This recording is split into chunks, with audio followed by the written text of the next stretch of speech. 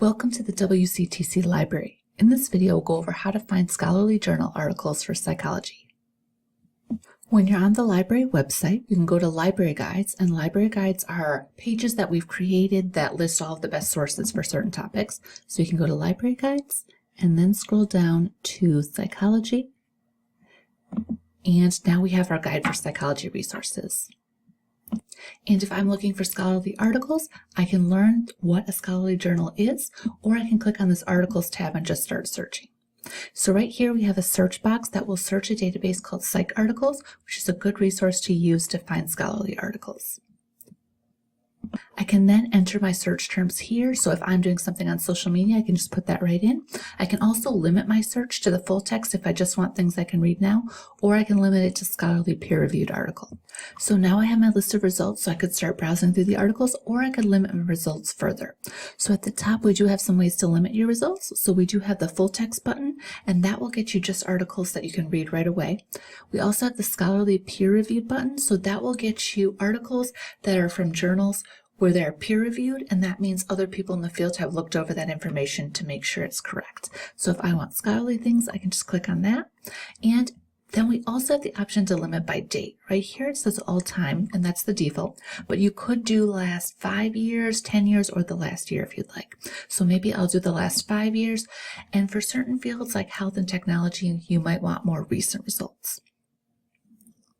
And then I can start scrolling through my results. So you can sometimes get ideas of keywords to add into your search by the titles, or sometimes right here there's something called subjects, and those are tags that people have placed on the articles. So it can give you some ideas. If you wanted to maybe do social media and internet addiction, you could click on that and it would then get you a bunch of things that are tagged with internet addiction, or you can just get ideas of other words to add into your search. So sometimes scrolling through can get you some more ideas. So maybe I want to talk about mental health. So if I did think mental health was interesting, I could also click on advanced search, and then I could also add in the words mental health, or I could do something like depression or anxiety. So I could add in some other words to help expand my search. And then I can click search, and then I could look through those results. And if you do see an article that looks like something you want to read, you can always click on the access options and then click on online full text or the PDF, and it will just open that article right up. And if we go back to our results list, we can also see if we click on the title of an article. So if I click right here, it will then give us a little bit of information about the article. So I can scroll down here, I can see all the information that I would need for when I'm citing it.